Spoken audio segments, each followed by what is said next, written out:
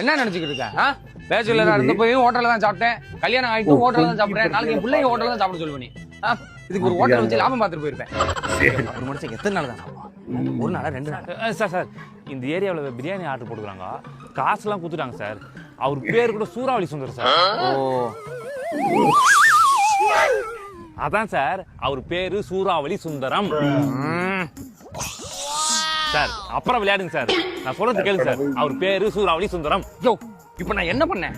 ஓ sir, அதுதான் சுத்தி சுத்தி காட்டுறீங்களா? சாரி சார், சாரி சார், நான் உங்களை வேற மாதிரி நினைச்சேன் சார். சரி பரவாயில்ல பரவாயில்ல, சொல்லு சார். மொபைல் நம்பர் சொல்லுங்க. 9999999. சார் 10-9 சொல்லிட்டு போயிடலாமா சார்? அப்படி சொன்னா ஈஸியா போயிரும்ல. இப்ப சுத்தி சுத்தி சொன்னா தான் அதான் சூறாவளி சுந்தரா. எப்படி? சரி ஓடிபி சொல்லுங்க. ஓடிபி வந்திருக்கா? 99999.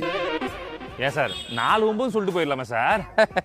அதான் முன்னாடி சொன்னேன், சூறாவளி சுந்தரம். சுத்தி சுத்தி தான் சொல்லுவேன். நீங்க ரொம்ப காமெடி சார். பிடிங்க பிரியாணியா, நல்லா சூடாகுது, சாப்பிடுங்க. நான் போயிட்டு வரேன். Okay sir. என்ன டெபிட் எண் வந்திருக்கு? 50,000 ரூபாய் காணோம். களமணி போயிடலாம் நீ. ஐயோ ஓடிபி சொல்லி ஏமாந்துட்டேன். மகளே, நீங்களும் இப்படி யாராவது ஓடிபி கேட்டாங்கன்னா ஏமாந்துடாதீங்க. அப்புறம் ஏமாத்த நினைச்சேன், என்ன ஏமாத்திட்டாங்களே. ஹலோ, இந்த பேங்க்ல வேலை செய்யறவங்க ராமசாமிங்களா பேசுறது? எஸ் சொல்லுங்க ஐயா. அது வந்து நேத்து நீங்க ஆள் இல்லாத நேரம் பார்த்து உங்க வீட்டுக்கு திருட வந்திருந்தேன். திருடனாடா? மரியாதையா பேசிக்க. திருடர்னு சொல்லு.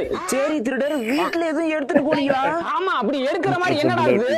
பீரோக்குள்ள இஎம்ஐ பிள்ளை இருக்குது. பீரோவும் இஎம்ஐல இருக்கு. கம்யூனிட்டி பேல என்ன திருடர் பண்றது? என்னோட சூழ்நிலை அந்த மாதிரி இருக்குங்க. சரியா, ஜட்டினாலும் ஃபுல் காசு கட்டி வாங்கினியா? இல்லங்க, அதெல்லாம் இஎம்ஐல வராதுன்னு சொன்னாங்க, அதனால நான் போடுறதே இல்லங்க. அட மானம் கட்டவனே, அதெல்லாம் கூட இருக்குண்டா. இது பசிக்குதேன்னு பிரிட்ஜை திறந்து பார்த்தா 10 நாளைக்கு முன்னாடி வச்சிருந்த பருப்பு ரசத்தை உள்ள வச்சிருக்கேன். சாப்பிட்டு ஸ்பாட்லயே போயிருப்பேன்டா. சரிப்பா, இப்ப என்னப்பா பண்ண சொல்ற? அதாவது இப்ப வந்து என்னன்னா, எங்க திருட்டு வாழ்க்கையில யாரும் பிள்ளை ஏமாந்ததே கிடையாது. வீட்டுல வந்து தான் அப்படி ஏமாந்துருக்கோம். எங்க திருட்டு சங்கத்தின் சார்பா உனக்கு 1000 ரூபாய் அவதாரம் போட்டிருக்கோம். இந்த நம்பருக்கு ஜிபே பண்ண முடியா? இது 1000 ரூபாயா? அதெல்லாம் போட முடியாது.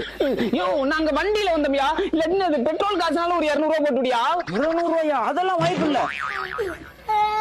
அடே நாடு மாறுபில, இதை டீச்சலுக்குனாலும் காசு போட்டுறா, நல்லா இருப்ப தம்பி. அப்பனா ஒரு 2 நாள் போதும், இஎம்ஐ போட்டு வாங்கி தரேன்ப்பா. போன வைடா.